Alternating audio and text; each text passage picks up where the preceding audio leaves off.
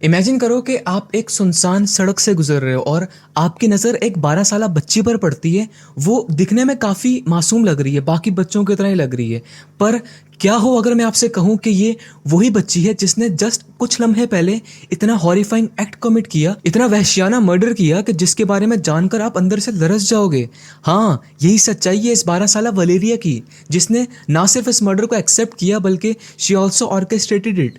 ये सिर्फ 12 साल की बच्ची है। इसने पहले अपने विक्टिम को मैनिपुलेट किया, फिर उसे जान से मारा और उसके बाद कच्चा खा गई उसे कच्चा खा गई। इस वक्त इस पिक्चर में जो आप बच्ची देख रहे हो, इसके पेट में इसके विक्टिम की बॉडी के पीसेस मौजूद हैं, जिसे ये अभी घर से खा कर ही निकली है। अब यहाँ एक बहुत बड़ा सवाल रेज होता है कि व्हाई डू वी से डेविल हैज नो एज। देखो इस पिक्चर को ध्यान से, the way she is walking down the street pretending like nothing happened, खुले बालों के साथ बहुत कामली और पीसफुली चल रही है। आसपास मौजूद लोगों में किसी को नहीं पता कि ये घर से क्या करके निकली है।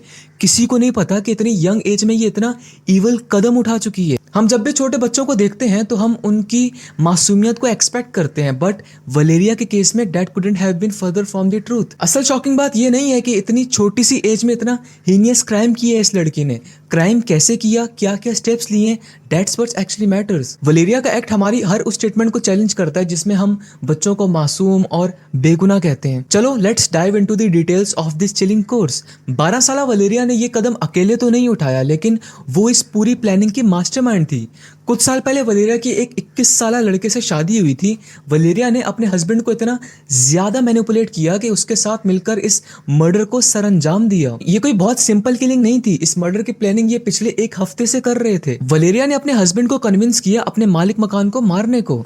ये वो मालिक मकान था जिसको ये दोनों बहुत अच्छे से जानते थे, और मालिक मकान को खत्म करने के बाद इन्होंने जो किया वो मुझे बताते ही बहुत ज्यादा घिन आ रही है। मालिक मकान को जान से मारने के बाद भी वलेरिया रुकी नहीं। उसने अपने हस्बैंड को मैनिपुलेट किया कि बॉडी का हर एक इंटरनल ऑर्गन बाहर निकाल कर रखो, उसके लंग्स, किडनी, लिवर सब कुछ बाहर निकाल कर प्लेट में रखो। वलेरिया ने अपने हस्बैंड को इतना ज्यादा साइकोलॉजिकली हिट कर दिया था कि वो जैसा बोल रही थी सेम उसका हस्बैंड वैसा ही कर रहा था। जरा सोचो इस 12 साल की बच्ची के दिमाग में चल क्या रहा होगा। इतना ज्यादा गंद आखिर किसने भरा होगा कि वो सिर्फ ये सभी ऑर्गन्स इसीलिए निकलवा रही है क्योंकि वो उस बॉडी का पूरा कंट्रोल लेना चाहती है। सिर्फ जिंदगी और मौत का ही नहीं बल्कि उसकी एग्जिस्टेंस को टारगेट कर रही है। अब अगर यहाँ तक भी आपका दिल अजीब नहीं हुआ तो आगे और सुनो। सभी इंटरनल ऑर्गन्स को निकलवाने के बाद इसने अपने हस्बैंड को ये सब खाने को फोर्स किया और साथ में खुद भी खाने लग गई। लिवर और किडनी को पीसेस में कट करके दोनों, वो कांटे वाली स्पून नहीं होती, उससे खाने लग गए। ये सब कुछ जल्दी जल्दी में नहीं हो रहा था बल्कि ये सब ऑलरेडी प्लान्ड और कैलकुलेटेड था। It was a pure unfiltered evil crime जो एक ऐसी बच्ची ने किया जिसको फिलहाल स्कूल कॉलेज में होना चाहिए था, बाकी बच्चों के साथ खेल कूद में। Instead she was committing atrocities जो कि सीजन्ड क्रिमिनल्स भी करने से पहले 1000 बार सोचें, वो भी ना कर पाए इतना घटिया और घिनौना काम। अब सुनो आगे क्या हुआ। यही एंड नहीं है, आगे इससे भी ज्यादा डिस्टर्बिंग है। इस पिक्चर में वलेरिया मार्केट जा रही है आइसक्रीम बाय करने के लिए क्योंकि मुंह का टेस्ट खराब हो गया उसका। डेट्स वाई कुछ डेजर्ट खाने के लिए मार्केट जा रही है, इतना कामली। Isn't this unbelievable? जब कुछ दिन बाद पुलिस को इस क्राइम का पता चला तो पुलिस ने वलेरिया को फौरन अरेस्ट कर लिया। अब यहाँ हैरानी की बात यह हुई कि पुलिस ने वलेरिया के साथ वैसा वाला बिहेवियर रखा ही नहीं जैसा एक मुजरिम को मिलता है। वलेरिया को जेल में ही नहीं डाला गया, उसे एक एडल्ट मुजरिम जैसा ट्रीटमेंट नहीं मिला, इवन दो उसका क्राइम अनइमेजिनेबली ब्रूटल था। Just because she was a minor that's why she was sent to a psychologically care department instead of a prison. अब इतने हीनियस क्राइम के बाद तो उसे बिहाइंड द बार्स होना चाहिए था, लेकिन वलेरिया का प्रॉपर बाकी पेशेंट्स की तरह कुछ दिन ट्रीटमेंट चलता रहा। अब यह जानकर मुझे बहुत तकलीफ पहुंची और ढेर सारे सवाल मेरे दिमाग में आ खड़े हुए कि वाई, आखिर किस एज में someone should held fully responsible for such heinous acts. क्या हमें सच में माइनर्स को ये कहकर छोड़ देना चाहिए कि वो बच्चे हैं, उनका दिमाग अभी एडल्ट की तरह डेवलप नहीं हुआ, वो मासूम होते हैं, फिर चाहे वो जितना भी क्रेजी एक्ट क्यों ना परफॉर्म करें। ये सवाल मेरा आप सबसे है। डोंट यू थिंक एक ऐसी लाइन होनी चाहिए जिसे अगर आपने पार कर दिया तो भले आपकी एज कितनी ही क्यों ना हो, आपको उस क्राइम की बेस पर पनिशमेंट मिलेगी, बिकॉज इतने इंटेंस हीनियस क्राइम्स एक मासूम बच्चा तो नहीं कर सकता। डोंट यू थिंक क्राइम्स को एज पर नहीं बल्कि मैच्योरिटी लेवल पर जज करना चाहिए। खैर this wasn't first time Valeria showed science of manipulation. Even उसके शादी से पहले भी पुलिस के पास वलेरिया के बहुत से रिकॉर्ड्स थे जिसमें इट वाज क्लियरली मेंशन्ड कि वो अपने क्लासमेट्स को भी तंग करती थी। वो अपने क्लासमेट्स को हॉरर चिलिंग स्टोरीज वगैरह सुनाया करती थी और ये कहती थी कि I am assaulted by demons, मैं रोज शैतान से बात करती हूँ। वलेरिया ये सब टैक्टिक्स आजमाती थी ताकि वो आसपास के लोगों को अपने कंट्रोल में कर सके, वो जैसा चाहे उनसे काम निकलवा सके। इतने सब रिकॉर्ड्स होने के बावजूद भी police treated her like a normal child. आप इमेजिन करो कि आप वलेरिया के क्लासमेट हो और आप उससे ऐसी हॉरिफिक स्टोरीज सुन रहे हो जिसमें वो शैतान को मेंशन कर रही है, खून खराबे को मेंशन कर रही है at such a young age. Because आपका मैच्योरिटी लेवल अभी हाई नहीं हुआ तो आप उसकी हर बात को तस्लीम कर लोगे ना, उसकी हाँ में हाँ मिलाओगे और आप उसकी हर बात पर ट्रस्ट करना शुरू कर दोगे। और ऐसा ही हो रहा था वलेरिया के क्लासमेट्स के साथ भी। वलेरिया के क्लासमेट्स उस पर ट्रस्ट करना शुरू कर रहे थे and that was the power she had. वो अपने भोलेपन, अपनी मासूमियत को एज अ शील्ड के तौर पर यूज करती थी और उस शील्ड के नीचे वो अपने इंटेंस डार्क एक्ट्स परफॉर्म करती थी। अब मैं आपसे एक सवाल पूछता हूँ, अगर कोई इतनी यंग एज में ऐसे मैनिपुलेशन और इवल के साइंस शो कर रहा हो तो क्या ये सब उसके अंदर किसी और की तरफ से आ रहे हैं या क्या वो इन सब के साथ पैदा हुआ है, ये सब इनबिल्ट क्वालिटीज हैं उसमें, या फिर उसके एनवायरनमेंट, उसकी सराउंडिंग ने उसको इस तरीके से शेप्ड की है?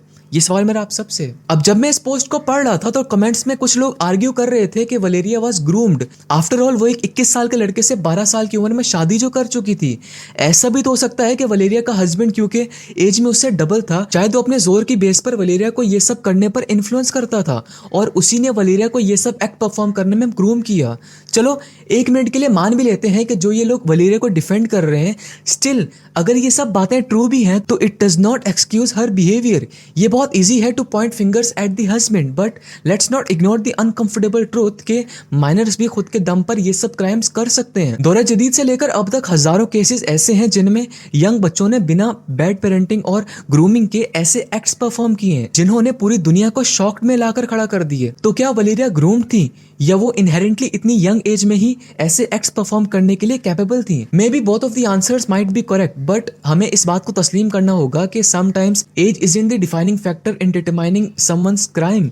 Evil has no age limit. पर आखिर हम क्यों कहते हैं कि evil has no age limit? आखिर क्या वजह है इसके पीछे? बिकॉज अगर हम इस केस को देखें या बाकी केसेस पर भी नजर डालें तो हम ये चीज क्लियरली देखेंगे कि इविल डज नॉट केयर्स कि आप कितने छोटे हो, कितने बड़े हो, किसी भी हीनियस एक्ट को परफॉर्म करने के लिए। इनफैक्ट इट कैन मैनिफेस्ट उस बच्चे पर भी जिस पर हम लीस्ट एक्सपेक्टेशंस रखते हो कि ये भी ये एक्ट परफॉर्म कर सकता है। हिस्ट्री भरी पड़ी है जिसमें बच्चों के शॉकिंग क्राइम्स की एग्जांपल्स भरी पड़ी हैं। मैरी बेल का नाम तो सुना ही होगा आपने, अगर नहीं सुना तो मैं बताता हूँ।